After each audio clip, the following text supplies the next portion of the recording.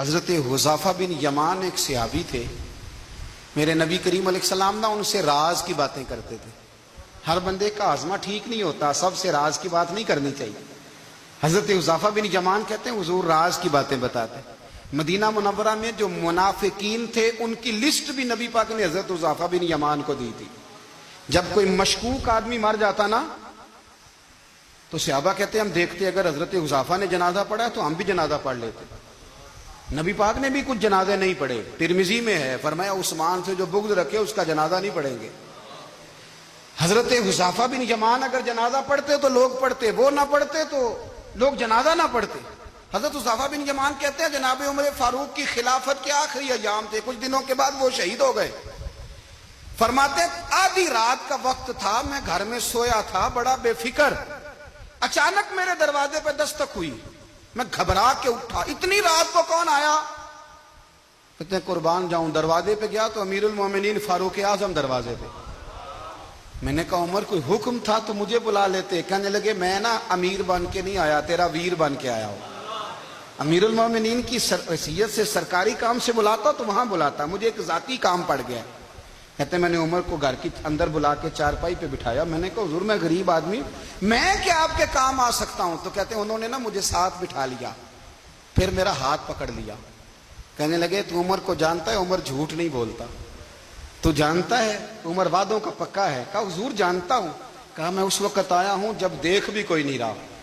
حضرت حذیفہ بن یمان کہتے ہیں پریشان ہو گیا, حضور پہیلیاں نہ بجھوائے, مہربانی کریں بتائیں کدھر آئے ہیں.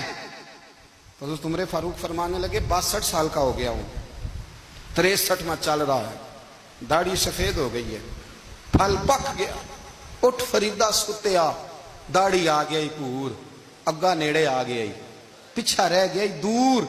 اب قبر اشر کا معاملہ صاف نظر آنے لگا ہے. کہا حضور مجھ سے کیا چاہتے ہیں؟ حضرت عمر رو پڑے. کہنے لگے آج میں عشاء کے بعد نکلا ہوں تو نبی پاک کے صحابہ مجھے نیک کہہ رہے تھے, پھر میں نے بچوں کی ماں سے اور بچوں سے بھی پوچھا ہے, وہ بھی مجھ سے راضی ہیں. پر حذیفہ تیرے ساتھ نبی پاک راز کی باتیں کرتے تھے, سچ بتا کہیں عمر کا نام منافقوں میں شامل تو نہیں؟ سچ بتا ان منافقین میں تو شامل نہیں, کہیں اوپر سے تو نہیں سارا کچھ؟ حضرت حذیفہ بن یمان کہتے ہیں میں باپ کے مرنے پہ اتنا نہیں رویا جتنا عمر کے سوال پہ رویا. میں قدموں میں بیٹھ گیا, میں نے کہا نہیں عمر یہ تو میں نے نہیں سنا, لیکن یہ میں نے نبی پاک سے ضرور سنا ہے کہ میرے بعد اگر کوئی نبی ہوتا تو عمر ابن خطاب ہوتا. یہ میں نے اپنے کانوں سے سنا ہے کہ عمر جس گلی سے گزرے شیطان رستہ بدل جاتا ہے. یہ میں نے اپنے کانوں سے سنا ہے کہ 950 سال حضرت جبریل جناب عمر کی شان بیان کریں تو پھر بھی بیان نہیں ہو سکتا. یہ میں نے ضرور سنا. دوستو ساری زندگی حضرت عمر نے اگر دوسروں کا محاسبہ کیا تو اپنا اور اپنے بچوں کا بھی کڑا خیال رکھا, اپنی ذات پر بڑی توجہ دی.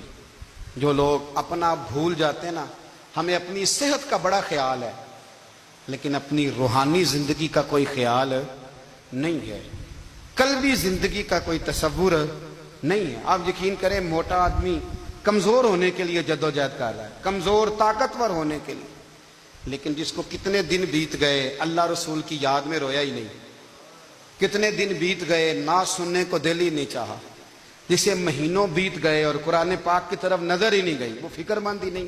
زندگی زندہ دلی کا نام ہے, مردہ دل کیا خاک جیا کرتے ہیں.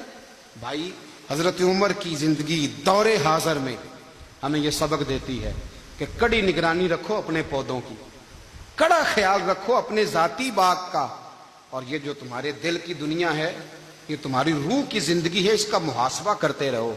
نبی کریم علیہ السلام نے فرمایا اپنا حساب خود کر لو قبل اس کے کہ تمہارا حساب کیا جائے.